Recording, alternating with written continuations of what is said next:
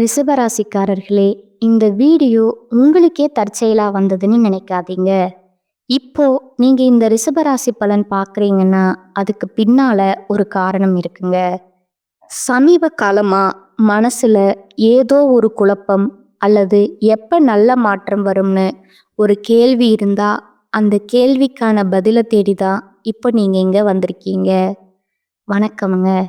வேகத்துடனும் அதே சமயம் விவேகத்துடனும் செயல்படக்கூடிய ரிஷபராசிக்கு தலைப்பு என்ன போட்டிருக்கோம்? மார்ச் 30ஆம் தேதிக்கு பிறகு இதுதாங்க ரிஷபராசிக்கு நடக்க போகுதுன்னு போட்டிருக்கோம். அது எப்படிங்க அப்படின்னு யோசிப்பீங்க. ஆமாங்க, உங்களுடைய ஜாதகம் எங்கள் கையில் இல்லைங்க. உங்களுடைய பேர் தெரியாதுங்க, ஊர் தெரியாதுங்க. பட் பொதுவாக ரிஷபராசிக்கு இனி வரக்கூடிய மாதத்தோட பலன்களை நாம் சொல்ல முடியுங்க.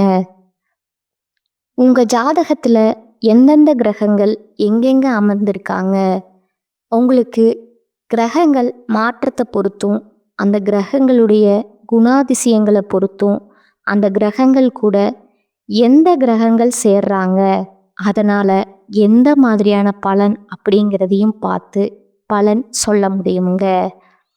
இதுவே உங்களுக்கு போதுமான தகவலுங்க. இந்த மாதம் அப்படிங்கிறது 75% நம்ம சொல்லக்கூடிய விஷயம்தாங்க அடுத்தடுத்து நடக்க போகுது. நல்லதா கெட்டதா, தொழில் எப்படி இருக்கும், குடும்பம் எப்படி இருக்கும், என்னுடைய பணவரவு எப்படி இருக்கும், இப்படின்னு எல்லாத்தையும் நம்ம தெளிவாக பார்க்கலாமுங்க. நான் எப்படி அந்த பலனை சொல்ல முடியும்? உங்களுடைய கிரகங்களோட அமைப்பு பொறுத்து சொல்ல முடியுங்க.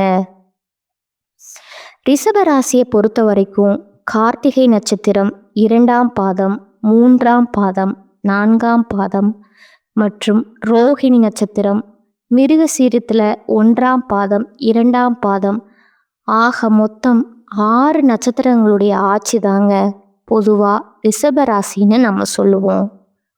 சரி, அது ஒரு பக்கம் இருக்க, கிரக நிலைகள்னு பார்த்தோம்னா உங்களுடைய கிரக நிலை பார்த்தீங்கன்னா தன வாக்கு குடும்பஸ்தானத்தில் குரு பகவான் வக்கர நிலையில் இருக்கிறாருங்க. தைரிய வீரிய ஸ்தானத்தில் சந்திர பகவானும், சுகஸ்தானத்தில் கேது பகவானும், பாக்கியஸ்தானத்தில் சூரிய பகவானும், சுக்கிர பகவானும், புதன் பகவான் வக்கர நிலையில் இருக்கிறாருங்க. மேலும் சனி பகவானும் ராகு பகவானும் செவ்வாயும் இருக்கிறாங்கங்க. ஸோ கிரகங்கள் பார்த்தீங்கன்னா இந்த மாதிரி தான் பலம் வரப்போகிறாங்க. இதனை அடிப்படையாக வச்சு பார்க்குறப்போ ரிஷபத்துக்கு நீங்கள் சிக்கனமாக நடந்து கொள்ளக்கூடியவங்க தாங்க. தேவை அறிந்து தான் உங்களுடைய செலவே இருக்குமுங்க. இந்த மாதத்தை பொறுத்த வரைக்கும் உங்களுடைய ராசிநாதன் சுக்கிரன் 6ஆம் ஸ்தானத்தில் மறைந்திருக்கிறதுனால, அவர் ஆட்சி பெற்று சஞ்சாரம் செய்கிறதுனால உங்களுடைய அறிவுத்திறன் அப்படிங்கிறது அதிகரிக்குமுங்க. ரொம்ப நாளாக மண்டையே வேலை செய்யலை, ஒரு யோசனையும் வரமாட்டேங்குது, எடுத்ததெல்லாம் தடைகள், தாமதமாக போய் நிற்குது, போட்ட முதலீடு வெளியே எடுக்க முடியலை, இப்படி நிறைய எந்த தொழில் செய்கிறவங்களா இருக்கட்டும் சங்கடங்கள் சஞ்சலங்களை மட்டும் அனுபவிச்சுட்டு இருந்தா உங்களுக்கு ஒரு வெளிச்சம் பிறக்குமுங்க. உங்களது பேச்சை மற்றவங்க கேட்டு மயங்குவது போல இருக்குமுங்க. ஒரே அடியாக சொல்லணும்னா உங்கள் பேச்சுக்கு மறுபேச்சும் யாரும் பேச மாட்டாங்க. அந்த அளவுக்கு சாதகமான அமைப்பில் கடவுள்கள் உங்களுக்கு அமைச்சு கொடுத்துருக்காங்க. முக்கியமாக ருசியான உணவுகளை எல்லாமே இந்த காலகட்டத்தில் சாப்பிட்டு மகிழ்ச்சி அடைய போகிறீங்க. சாப்பிடக்கூட நேரம் இல்லாமல் சுற்றிட்டு இருந்திருக்கீங்களே ரிஷபராசிக்காரங்களே, நிம்மதியாக திருப்தியாக பிடிச்ச உணவை நாக்குக்கு ருசியாக சாப்பிட்டு சந்தோஷப்பட போகிறீங்க. உங்கள் ராசியில் இருக்கக்கூடிய குரு பகவானால் உங்களுக்கு மனதுக்கு நிம்மதி தருவாங்கங்க. உங்களுடைய சாமர்த்தியமான காரியங்களை எல்லாமே செய்து முடிக்கக்கூடிய அமைப்பை இந்த குரு பகவான் ஏற்படுத்தி உங்களை வெற்றியாளரா மாத்திருக்காருங்க. எங்கும் வெற்றி, எதிலும் வெற்றி. அடுத்த தொழில் ஸ்தானத்தை பொறுத்த வரைக்கும் சனி பகவான் இருக்கிறார் இல்லைங்களா? இவர் உங்களுக்கு தொழில்ல, வியாபாரத்துல முன்னேற்றத்தை கொடுக்கறாருங்க. தொழில்ல அதை வளர்ச்சிப்படுத்தணும்னு சொல்லி சில திட்டங்களை எல்லாம் நீங்க செயல்படுத்துவீங்க. அந்த முடிவுகள் எல்லாமே உங்களுக்கு வெற்றியை கொடுக்குமுங்க. கூடுதலா அனுகூலமான பலனையும் கொடுக்குமுங்க. அடுத்ததா பணவரவத்தை பொறுத்த வரைக்கும் திருப்தி தரக்கூடிய விதத்துல இருக்குங்க. சொந்தமா தொழில் செய்யறவங்க வியாபார ஸ்தலங்களுக்கு புதுசா இடம் வாங்குவீங்க. உத்தியோக பணிகள் இருக்கக்கூடிய அன்பர்களை பொறுத்த வரைக்கும் உங்களுடைய செயல்திறமை கூடுங்க. உங்களுடைய பயணங்களாலேயும் உங்களுக்கு அனுகூலமான பலன் உண்டுங்க. பணி நிமித்தமா கொஞ்சம் அலைய வேண்டி இருந்தாலும் அது உங்களுக்கு சாதகமான பலனை கொடுக்குங்க. குடும்பஸ்தானத்தை செவ்வாய் பகவான் அலங்கரிக்கிறதுனால குடும்பத்துல சிறிது நிம்மதி குறையிற மாதிரி உங்களுக்கு தோன்றுமுங்க. சுற்றத்தாருடைய வருகை அப்படிங்கிறது இந்த காலகட்டத்தில் உங்களுக்கு கொஞ்சம் மகிழ்ச்சி தரக்கூடிய விதத்தில் இருக்குங்க. ஏன்னா உறவுக்காரங்க அப்படின்னா ரிஷப ராசிக்கு 7ஆம் பொருத்தம்னே சொல்லலாமுங்க. சரிப்பட்டு வராதுங்க. அடுத்து கணவன் மனைவிக்கிடையே சின்னதா மனஸ்தாபங்கள் வர்றதுக்கு வாய்ப்பு இருக்குங்க. அதனால விட்டு கொடுத்து நடந்துக்கோங்க. பிள்ளைகள் மூலம் மனமகிழ்ச்சி ஏற்படுமுங்க. குடும்பத்துல வருமானம் அதிகரிக்குமுங்க. வீட்டிற்கு தேவையான பொருட்கள் எல்லாமே இந்த காலகட்டத்தில் வாங்கி மகிழ்ச்சி அடைய போறீங்க. உறவுக்காரங்க, நண்பர்கள் மூலம் ஆதாயம் பெற போறீங்க. பெண்களை பொறுத்த வரைக்கும் உங்களுடைய அறிவுத்திறன் அப்படிங்கிறது அதிகரிக்குமுங்க. உங்களுடைய இனிமையான வார்த்தைகளால சிக்கலான காரியத்தை கூட எளிமையா செய்து முடிப்பீங்க. அடுத்து கலைத்துறையில இருக்கக்கூடிய அன்பர்களை பொறுத்த வரைக்கும் பணவரத்து அப்படிங்கிறது தாராளமா இருக்குங்க. எடுத்த முடிவை செயல்படுத்த ஒரு முறைக்கு 2 முறை யோசிப்பது ரொம்பவும் நல்லதுங்க. எந்த ஒரு காரியத்திலையும் அவசர முடிவு எடுக்க மட்டும் வேண்டாங்க. ஆனா இந்த காலகட்டத்தில் மற்றவங்களும் உங்களை அவசரப்படுத்துவாங்க. அதுக்கெல்லாம் இடம் கொடுக்காதீங்க. தேவையற்ற வீண் வாக்குவாதங்களால உங்களுக்கு பகை வளர்றதுக்கு வாய்ப்பு இருக்கிறதுனால அதையும் கொஞ்சம் பார்த்துக்கோங்க. அடுத்ததா அரசியல் துறையில் இருக்கக்கூடிய அன்பர்களுக்கு வீண் அலைச்சல்களுக்கு பிறகு எந்த ஒரு காரியமும் நடக்குமுங்க. வேலை தொடர்பா கொஞ்சம் அலைய வேண்டி இருக்குமுங்க. வர வேண்டிய பாக்கிகள் தாமதமா சேருமுங்க. மாணவர்களை பொறுத்த வரைக்கும் கல்வியில முன்னேற்றம் உண்டாகுமுங்க. எதிர்காலத்தை கருத்தில் கொண்டு சில திட்டங்களை ஆலோசித்து நடைமுறைப்படுத்தினீங்க அப்படின்னா எங்கும் வெற்றி, எதிலும் வெற்றிங்க. மாணவர்களுக்கு இப்போ வரைக்கும் நம்ம பார்த்தது மார்ச் 30ஆம் தேதிக்கு பிறகு ரிஷபராசியின் பொது பலன்ங்க. இப்போ நம்ம நட்சத்திர பலன்களை பார்த்தோம்னா கூடுதல் விவரங்களாக இருக்கும் இல்லையா?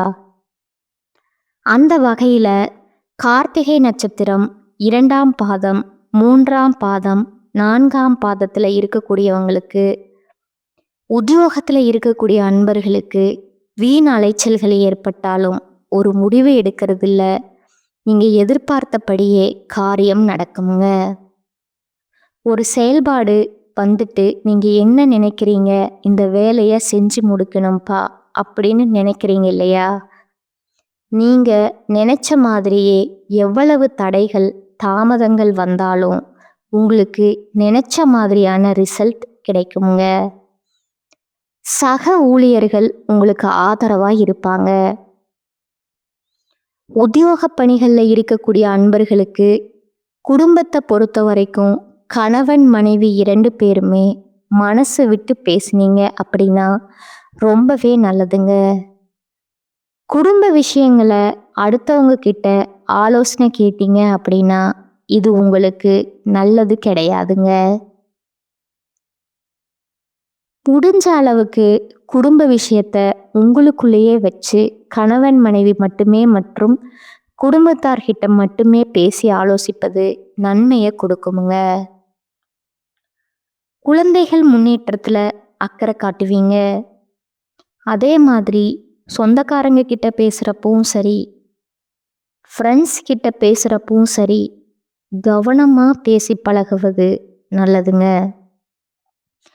அடுத்ததா இருக்கக்கூடியவங்க ரோகிணி நட்சத்திரக்காரங்க. இந்த காலகட்டத்துல எதிர்பாராத பண உதவிகள் கிடைக்குங்க. கடும் ஜுரம், விவாதங்கள், கலகம், அடுத்த வீட்டாருடன் சதா சண்டை அந்த இதெல்லாம் ஈடுபடுவதற்கு வாய்ப்பு இருக்கிறதுனால ரொம்பவே கவனமா இருக்கணுமுங்க. பேச்சுல நிதானத்தை கடைப்பிடிங்க. யாருடைய தூண்டுதலுக்கும் செவி சாய்க்காமல் இருந்தீங்க அப்படின்னாவே நல்லது. உங்களுக்கு என்ன தோணுது அதை மட்டும் செய்யுங்க. அவன் சொன்னா, இவன் சொன்னா, அவங்க சொன்னாங்க, இவங்க சொன்னாங்கன்னு எந்த ஒரு விஷயத்தையும் காதுக்கு கொண்டு வராதீங்க. அது உங்களுக்கு நல்லது இல்லைங்க. அடுத்ததா வியாபாரிகளை பொறுத்த வரைக்கும் நல்ல விதமா பண வசதிகள் அனைத்தும் வரக்கூடிய காலகட்டம்ங்க. பொருளாதார ரீதியா ரோகிணி நட்சத்திரக்கு இனி வரக்கூடிய மாதங்கிறது ரொம்பவே அற்புதமா அமைஞ்சிருக்குதுங்க. இருந்தாலும் மற்ற விஷயங்கள்ல நீங்க கவனமா இருக்கணுங்க. அடுத்ததா மிருகசீரிஷம் நட்சத்திரம் 1ஆம் பாதம் 2ஆம் பாதம். உங்களை பொறுத்த வரைக்கும் தடைப்பட்டிருந்த காரியங்கள் எல்லாமே இனிமையா நடைபெற போகுதுங்க. ஆரோக்கியத்துல இருந்து வந்த குறைபாடுகளும் நீங்க போகுதுங்க. பொருள் வளம் சிறக்குங்க. குடும்பத்தை பொறுத்த வரைக்கும் மகிழ்ச்சியான தருணங்கள் தொடரப்போகுதுங்க. தொட்ட காரியங்கள் எல்லாமே வெற்றியை கொடுக்குமுங்க. தொட்டதெல்லாம் பொண்ணா மாறுங்க. அது மாறும்னு பண்றாங்க இல்லையா, அதே மாதிரி தான் எங்கும் வெற்றி, எதிலும் வெற்றிமிங்க. மண்ணை தொட்டாலும் பொண்ணா மாறுமுங்க. நீங்க இனிமையா பேசுறதுனால நீங்க இனிமையா பேசுறதுல வல்லவர்கள் தானே. இதன் காரணமா நீங்க காரியங்களை சாதித்து கொள்வீங்க. மிருகசீரிஷம் நட்சத்திரத்திற்கு ரொம்ப அற்புதமான மாதமா அமைஞ்சிருக்குதுங்க. எதையும் குத்தம் குறையா சொல்ல முடியாது. பொதுப்படியா சொல்லணும்னா ரிஷபராசியை பொறுத்த வரைக்கும் ஏற்றம் அதிகமாகவும் இரக்கம் அப்படிங்கிறது ஒரு சில இடங்கள்ல மட்டும்தான் இருக்குங்க.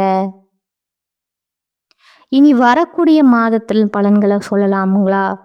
பொதுப்படியா ரிஷபராசிக்கு பரிகாரம்னு கேட்டீங்கன்னா, வெள்ளிக்கிழமைகள் தோறும் சிவபெருமான் ஆலயத்துக்கு சென்று கோவில வலம் வர அதிர்ஷ்டம் உண்டாகுமுங்க. நினைச்ச காரியம் நினைச்சபடியே கை கூடுமுங்க. தடைகள் தாமதங்கள் விலகுமுங்க. குடும்பத்துல இருக்கக்கூடிய சங்கடங்கள் விலகி சந்தோஷம் நிலைக்குமுங்க.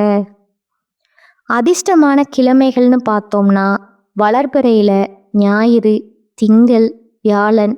அதுவே தேய்பிறைய பார்த்தோம்னா ஞாயிறு மற்றும் திங்கள்ங்க உங்களுக்கு அதிர்ஷ்டத்தை தருங்க. இனி வரக்கூடிய நாட்கள்ல எங்கும் கவனம், எதிலும் கவனமுங்க. இப்போ வரைக்கும் பார்த்தது பரிகாரமா இருக்கட்டுமுங்க, அதிர்ஷ்டமான கிழமைகளா இருக்கட்டுமுங்க, ஜாக்கிரதையா இருக்கட்டுமுங்க. ரிஷபராசிக்கு பொதுப்படியாக நம்ம பேசியிருக்கோமுங்க. இப்போ நான் தனித்தனியாக நட்சத்திர பலன்களோட பரிகாரங்கள் என்னென்ன அப்படிங்கிறத விரிவாக பார்க்குறோங்க.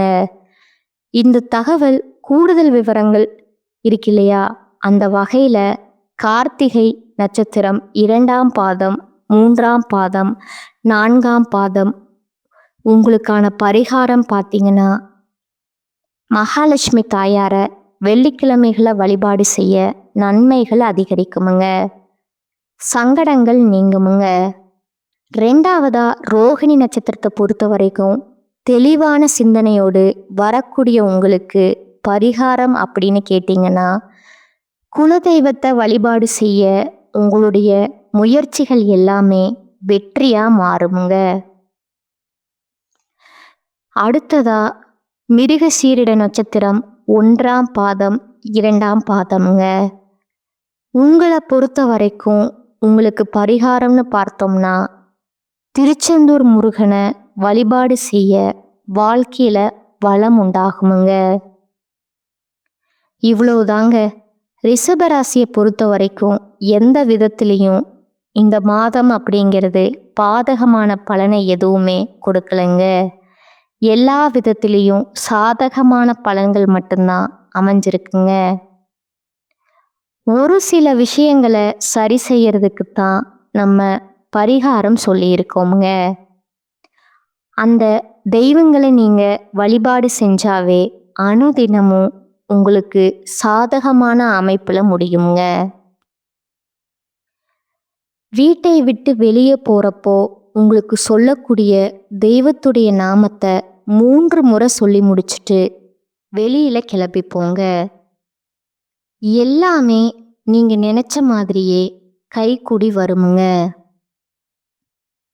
வாழ்க்கையில் இருக்கக்கூடிய கஷ்டத்தை கூட சகிப்புத்தன்மையோட இதை நம்ம இப்படித்தான் வாழ்ந்தாகணும், நம்முடைய குடும்பத்தை பார்த்துக்கிட்டு தான் ஆகணும் அப்படின்ற ஒரு புரிதலோட வாழக்கூடிய ரிஷபராசிக்கு இனி வரக்கூடிய மாதம் அப்படிங்கிறது உங்கள் கஷ்டத்தை புரிஞ்சுக்கிட்டு நிறைய சந்தோஷமான விஷயங்களை தான் கொடுக்க போகுதுங்க.